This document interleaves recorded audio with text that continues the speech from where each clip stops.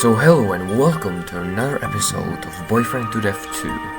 In today's video, we will be looking for more games endings. Now, I think let's start a new game because we didn't test out at the start everything. So let me just skip this, let's go to cafe. Perfect.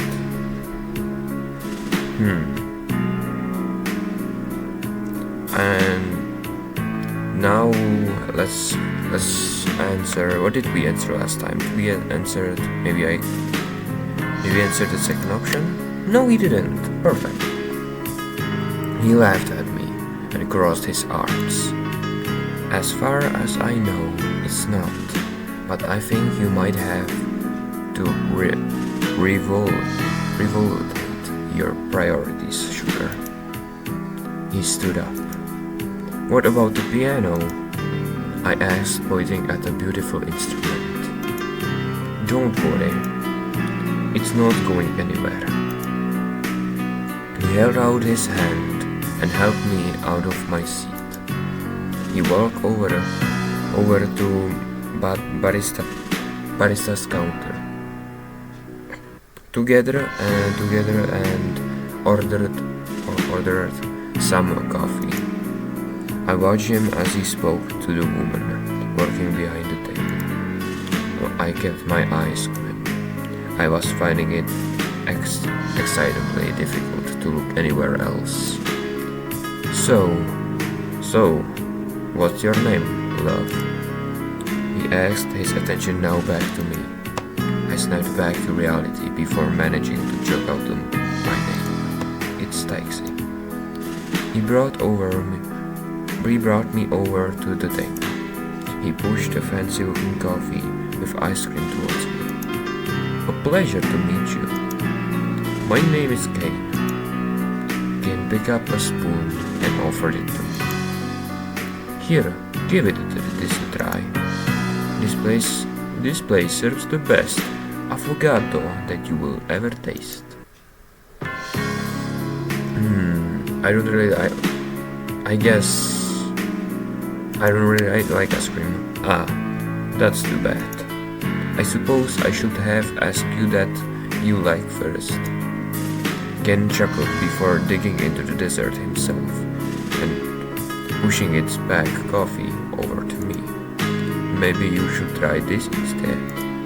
The coffee here is still very good. He dipped his spoon into the bowl and continued to eat the affogato. I looked down at the steaming dark coffee and took a sip. Despite the inky color, the flavor was rich and flavorful. He was right. It was very good. Ken looked at the clock hanging above the bus-dress. Oh my, is it the time already?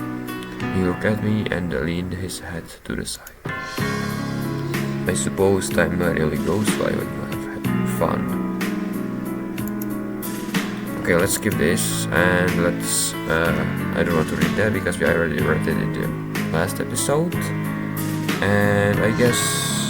have a good night. Oh, we already clicked that. Never mind, let's just skip this. We will faint and woke up. And now... we are back here.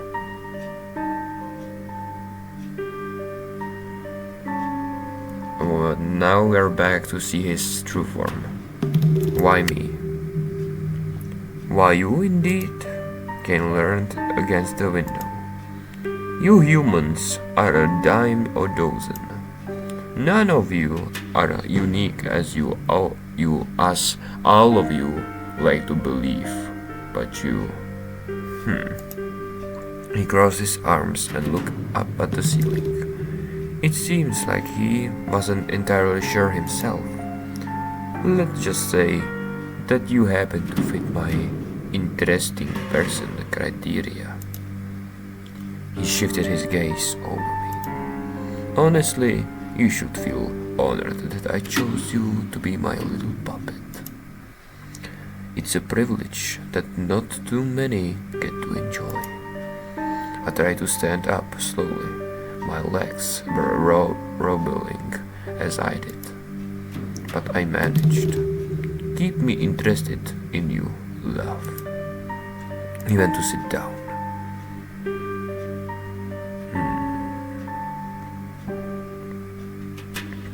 Let's have a look around.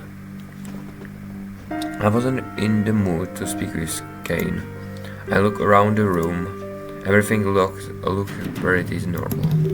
I shuffled through his magazines on the table. It was just some business and world news stuff. He seemed like a pretty serious guy despite his intentions for me. It didn't seem like he was all too interested in speaking with me as well. Kane just sipped his coffee and looked outside.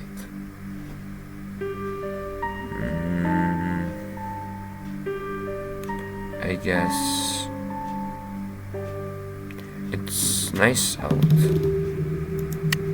I spoke to him hesitantly, unsure of his mood. He took a sip of coffee and set it on the windowsill. Yes, very nice. Being locked away for so long, you start to forget what the sun looks like. Locked away? Like in prison? I shifted nervously, but I kept my eyes on him. Was this guy an ex-con? I don't know what ex-con is, but okay. I felt sweat beginning to crawl down the back of my neck. Oh yeah, he kinda looks angry that I am too curious, I guess. He looked out the window again. I suppose you could call it that. It is a prison of sorts. I believe you humans know it by different name. Kane's tone was sober, making it apparent that this was an happy subject for him. Was that why he was keeping me here? Did he want someone else to go through what he did? Or did he just want someone to take his rage out on? Why me, of all people? I don't know. I didn't want to ask him any more questions. I didn't want to think about it. Kane moved to the couch and took a seat. That is true. What if he just want to take out his rage and make me as hopeless as him? He lifted the book off the table and began to read it. It's not polite to stare. Didn't anyone teach you any manners? I jump-started to Kane's moment. Okay, we already read this, so let's skip this. And now... I guess let's back off. I should look around more. Perfect. Let's go to the bedroom because last time we got to the bathroom. Yeah, let's go to the bedroom. I walked into Kane's bedroom and looked around. It was beautiful, and I looked out the window. Nothing more outside than red sky. I signed and moved away from the window. There wasn't anything important here. I spent some time in Kane's bedroom. Where should I go tonight? I guess let's go to the living room. I saw Kane at the stove cooking something. Steak? What's that? It's steak. What kind? Beef, silly child. What else would I be eating? I was a human once as well, you know. I narrowed my eyes and I could feel myself being lifted off the ground. Hey! I screamed as he slammed me down on the table. He loomed over me. Stay still, Pat. He placed the hot meat on my stomach. I felt burning through my skin, and I slapped my hands over my mouth to muffle the scream. I could feel my stomach muscles tighten as he leaned over me. You don't need to scream. Just don't move. Kane took out a sharp-looking fork and stabbed it into the meat. It grazed my skin. I let out a small relief sign, but quickly stiffed back up when he took out the knife, a sharp ritual dagger. Oh no. What are you doing? Let's just save this. Kane let out an exhausted sign, and he pushed the fork harder into the meat, stabbing me. Be a good dinner plate. His words were pointed, warning me of the pain that was coming. Kane pushed the knife into the meat, beginning to cut it through it. I could feel the sharp teeth of the knife dragging into the upper layer of my skin. I let out a small pained noise. This meat is a bit overcooked. Ken looked at the piece of meat. Still a bit bloody though. It was covered in my blood, and he put it into his mouth. He looked at me and I trembled lightly. Are you hungry? He didn't let me begin before he started to cut into my thigh. I screamed and he put his hands over my mouth, pushing me down on the table. Don't scream. Ken pushed the knife into my muscle. The pain shot through my skin and he tore off the piece of my flesh from my body. He cut a perfect square of meat out of me. Say What the hell? Ew.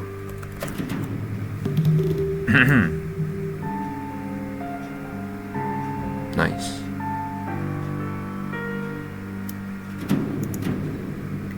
What the fuck? What the fuck is wrong with you? That is my...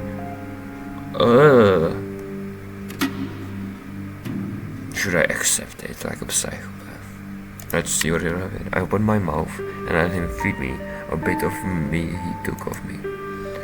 It tasted horrible, and it made me sick knowing where it came from. How was that lovely?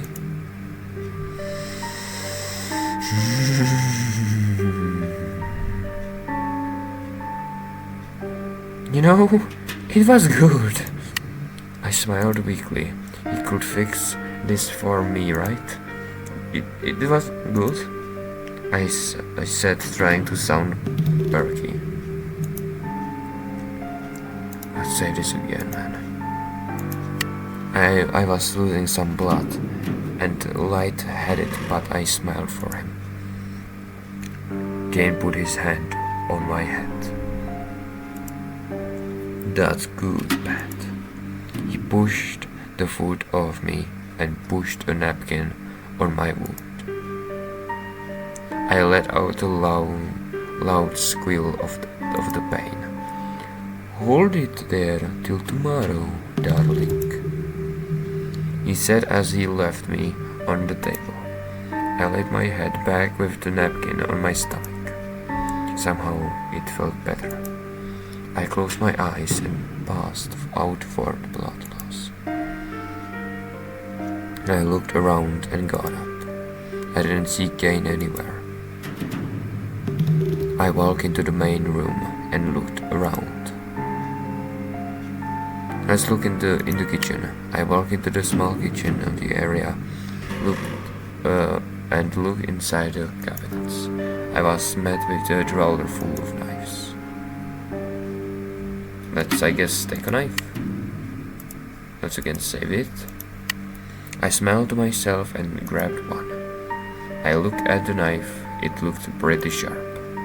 I gripped the handle tight and sneered. Maybe if I got the drop on him, I could take him down. I walked softly towards Kane's bedroom and peeked into the door. He was sitting on the chair in his room, with his back to the door.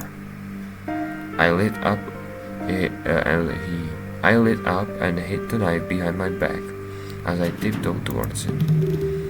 I lifted the knife as my heart started to race. Now. I brought my arms down on him, but it stopped.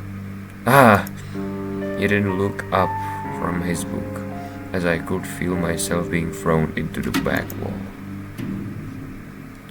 It felt like there was an invisible hand around my neck as I kicked my legs. You know, if you weren't so noisy, you might have been able to stab me. He got up and picked the knife off the floor. Kane looked down the blade. This is pretty sharp, isn't it? He snapped his fingers and my legs started to spread for him. I gasped loudly, trying to close them, but the pressure was too high. Ah!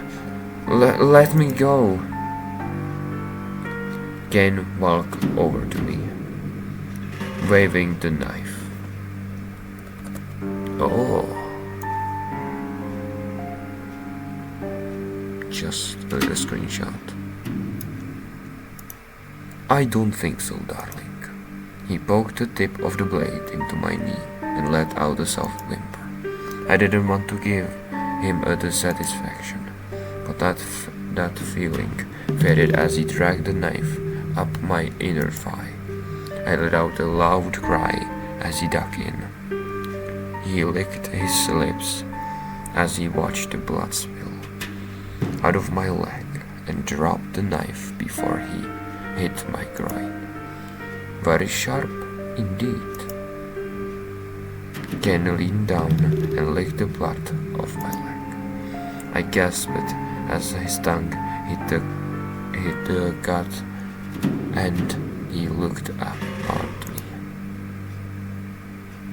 What the fuck? I can moan?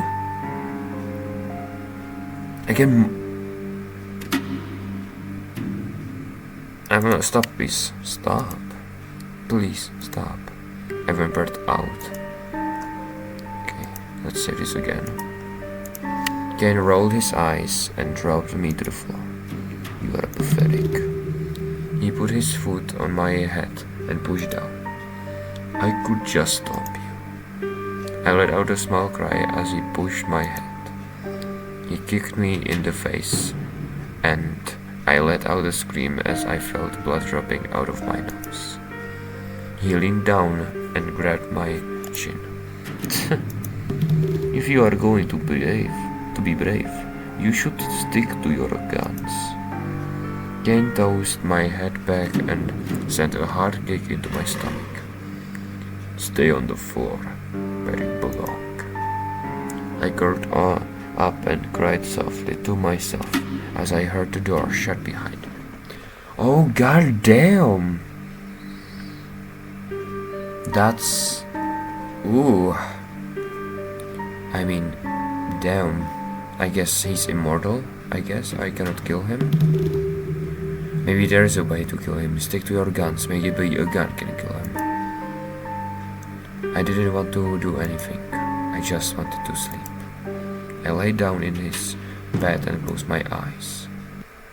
I opened my eyes and looked around. I was back home. What the hell? Why am I back home? What happened? Maybe everything that just happened was a dream? I sat up and felt the pain shooting in my side. Ow! I looked down at my side and it was bleeding through the sheet. My heart started to race as I looked at myself. I was still naked and covered in injuries. No. I whispered as I turned my arm over. That cross and wings. I saw in at Kane's house, but why was I home? Excuse me? An unfamiliar voice called to my side. Who the hell are you? I felt a cold, sinking feeling as I slowly turned my head and towards the man to the side. It felt like an ice-cold bucket of water was drummed over my head as the man approached me. My blood left cold as he leaned into me. Who the hell are you, man? You look nice. Do you know who I am? He asked me in a low, dark drawl.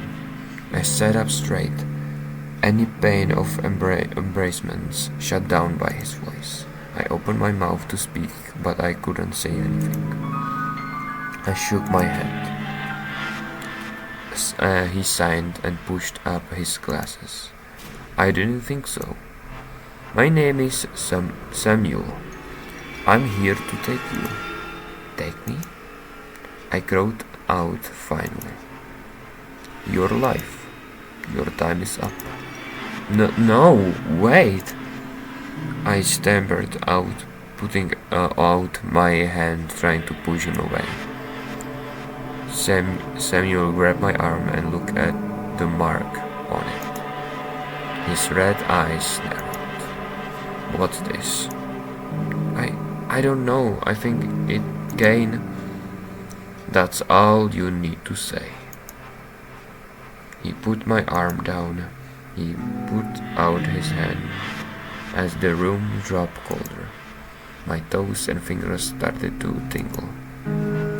I was going to take her life, but... Oh, what the hell! Sam gripped his hand and large ice spikes pushed through my skin. Oh, god damn it! What? You took my life anyway? I let out a loud scream as the cold spears pierced my flesh. I coughed blood and the ice as I gripped the spikes. I tried to pull myself away, but I was getting weak. You are going to Yadetsa. I have some questions for you. I started to sink into the floor. He put his boot against the bridge of my nose. You don't need to be awake for this part. Wait a damn minute! You see this? This is the black thingy, the black, how it's called? Feather, the black feather we found in the, in the last episode that was like Kane left, and we thought he was a bug. It's from this motherfucker. Samuel has the black feathers. He smashed my nose in. I could feel myself slipping into unconsciousness as a wave of cold blackness overcame me. You died. Kane abandoned you. So Kane abandoned me, and Samuel killed me. What the hell? Who the hell is Samuel? Endings? Let's click Kane. Kane abandoned you. Yeah, I noticed. What the hell? Wait, characters. Samuel. 5'10", age unknowns, likes winter, night, casuals, fears nothing.